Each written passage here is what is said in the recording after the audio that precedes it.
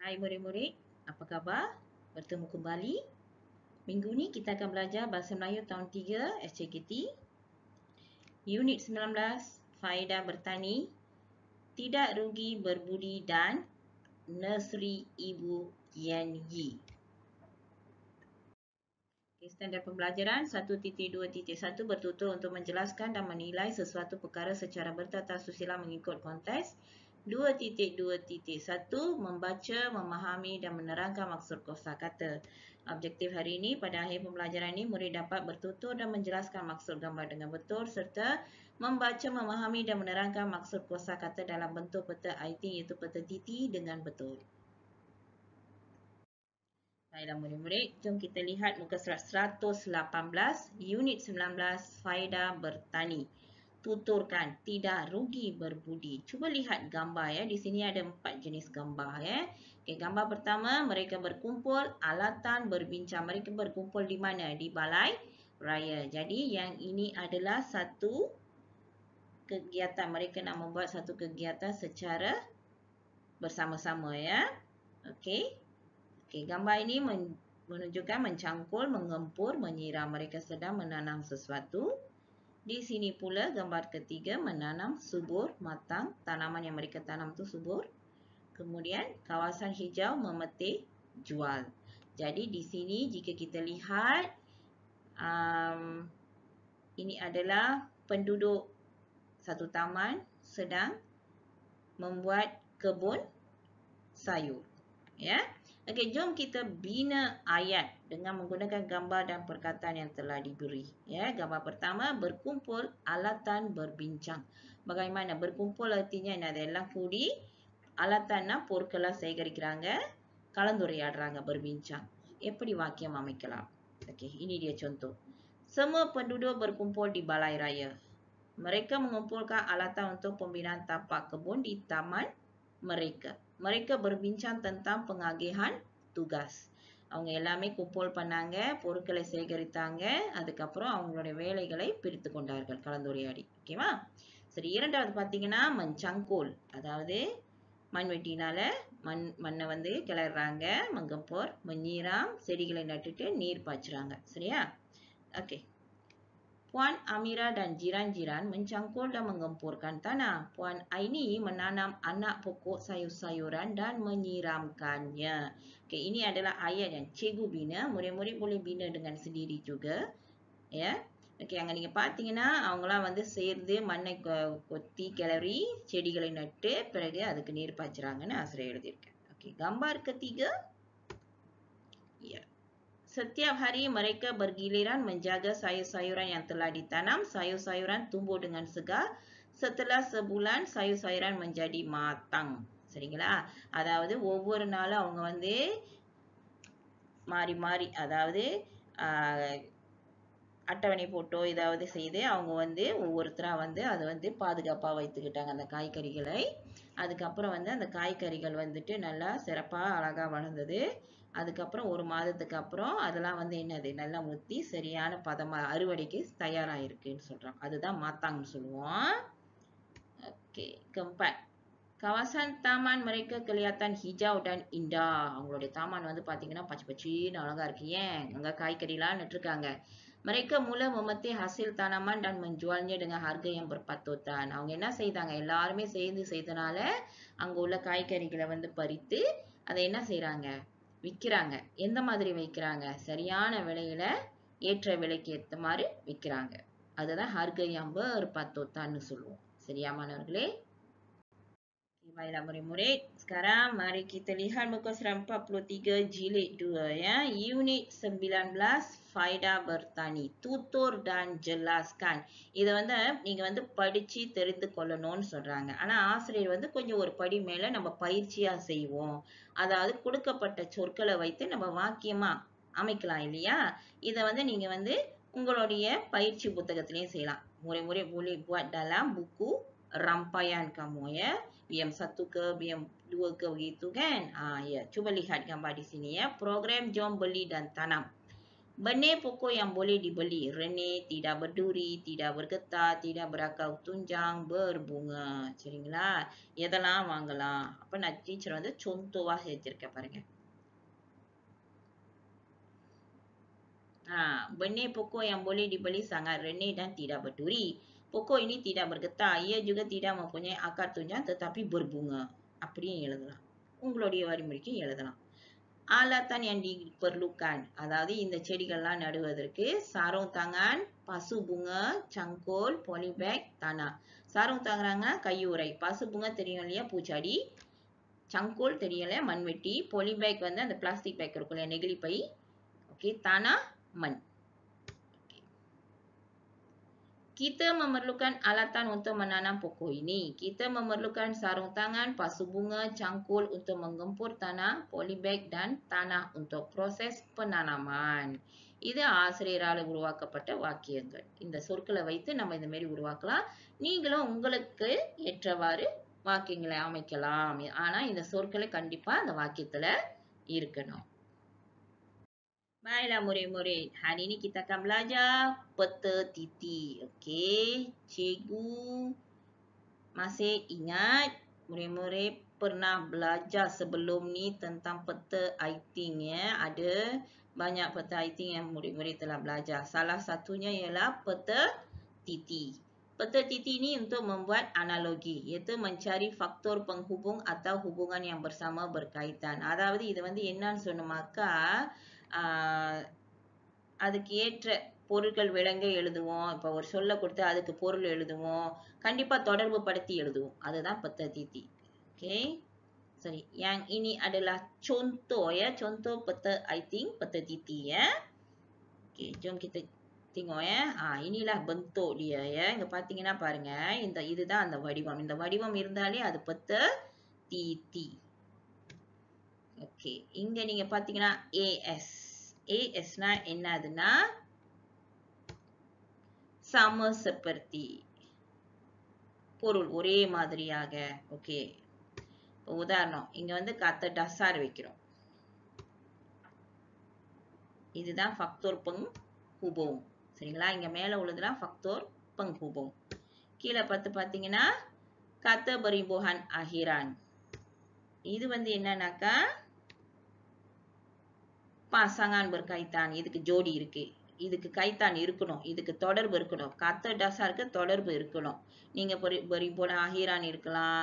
kata berimbuhan apitan இருக்கலாம். சரிங்களா? அந்த மாதிரிலாம் நீங்க வைக்கலாம். ஆனா இதுக்கு கண்டிப்பா இந்த faktor penghubungக்கு வந்து கண்டிப்பா தொடர்பு இருக்கணும். அதுதான் pasangan berkaitan சொல்லுவோம். இதோட ஜோடின்னு சொல்லுவோம். ஓகேவா? Okay. contoh makan. Makan adalah kata dasar. Okay. Makanan. இங்க பாத்தீங்கன்னா berimbuhan akhiran தானே டீச்சர் சொல்லியிருக்கேன். an போடுவோம். சரிங்களா? இதுக்கு அடுத்து நம்ம இன்னும் தொடர்ந்தா போடணுமாக்கா இங்க நீங்க பாத்தீங்கன்னா படிப்படியா வருவோம். அப்ப நம்ம வந்து எப்படி போவோம்னா cara bacaan வந்து baca faktor penghubung. Faktor penghubung படிப்போம். Kemudian pasangan yang berkaitan. இதையும் படிப்போம். Selepas itu sambung bacaan ke kanan serta ikut rentai yang sama. Kananna இந்த பக்கம் உங்களுடைய வலது பக்கமாவே படித்துக் கொண்டே போகணும். அடுத்து. இங்க நீங்க பாத்தீங்கன்னா அடுத்து வருது இல்லையா? அப்ப அது அப்படியே வரிசையா போகும். அப்ப நீங்க வந்து இங்க மக்கான் எழுதுனீங்கன்னா இங்க வந்துட்டு என்னன்னு எழுதுவீங்க? வேற என்ன எழுதலாம்? hormat. Okay, கீழே hormati. Okay, அந்த மாதிரிலாம் எழுதலாம். Murid-murid, jom kita lihat, baca dan fahami nursery Ibu Yenny. Jom baca bersama-sama ya. Ibu Yenny mengusahakan sebuah nursery. Dia menanam pelbagai jenis pokok bunga. Antaranya termasuklah pokok bunga kertas, pokok bunga orkid dan pokok bunga ros. Pokok bunganya tumbuh cantik. Pada hujung minggu, Yenny membantu ibunya. Dia menyiram pokok bunga dan menggemburkan tanah. Dia membubuh baja pada pokok bunga itu. Daun-daun kering yang terdapat di dalam pasu bunga dan sekitarnya juga dibuang. Yenny bercita-cita untuk mengusahakan nursery seperti ibunya. Selain itu, dia ingin membuka sebuah kedai bunga apabila dewasa kelak. Okey, இது வந்து ஒரு nursery திறந்திருக்காங்க. அதை பத்தியான விளக்கங்கள். Okey, jom kita lihat kosa kata dulu. Okey. nursery. Apa itu nursery? Tapak semayang, tempat menjual anak pokok. Nurseryனாக்கா அதாவது சின்ன சின்ன செடிகளை வந்து விதையாகவோ இல்ல கன்றுகளாகவோ இல்ல கிளைகளாகவோ அங்க வந்து தண்டு மலிவாக உருவாக்குவாங்க இல்லையா? கன்றுகளை வந்து விற்பாங்க. சரிங்களா? நம்ம போய் வாங்குவோம் இல்லையா? மண்ணு வாங்குவோம், செடிகள் வாங்கிட்டு வந்து வீட்டுல வந்து சேகரிப்போம்.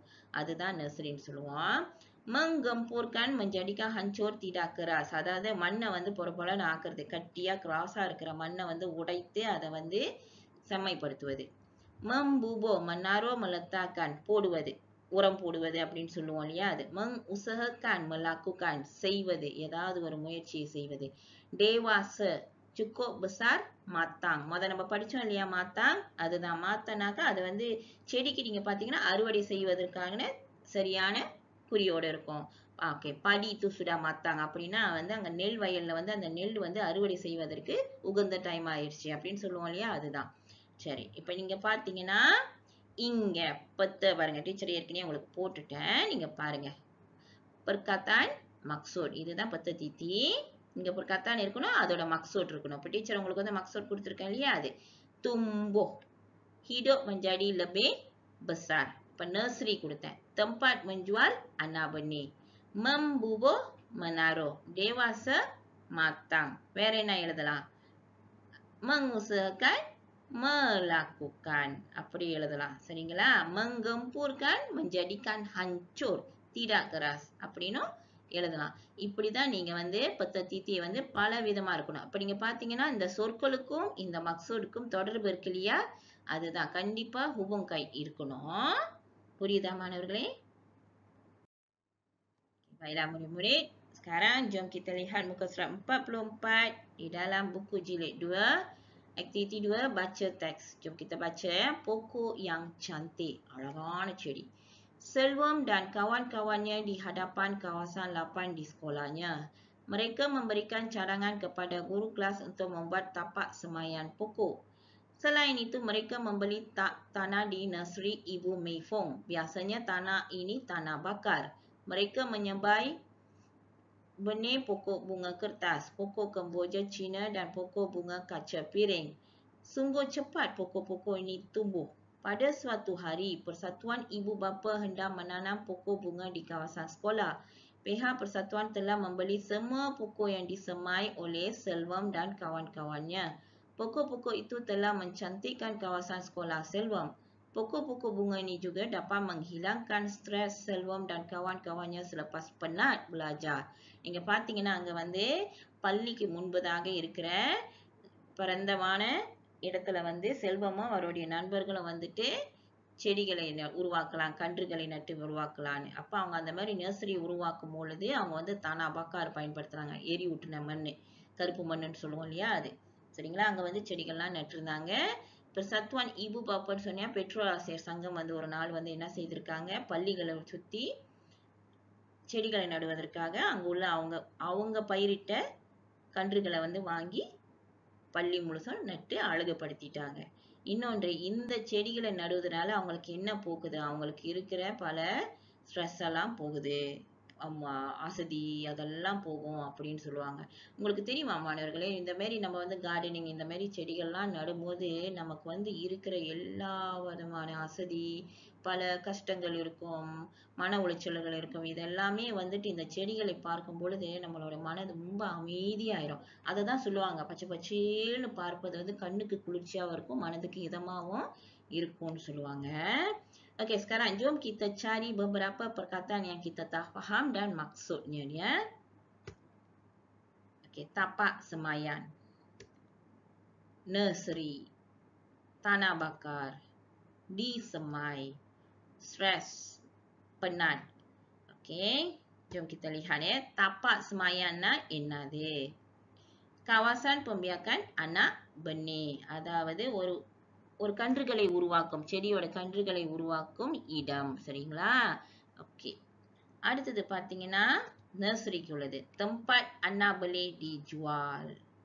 அடுத்தது பாத்தீங்கன்னா tanah bakar, tanah hitam ataupun tanah yang dikompos. அதாவது குப்பைகளை கொண்டதெல்லாம் போட்டு அந்த மண்ணோட எரிச்சுமா அதுதான் நல்ல உறுதியான நல்ல சக்தி வாய்ந்த மண்ணுன்னு சொல்லுவோம். சரிங்களா?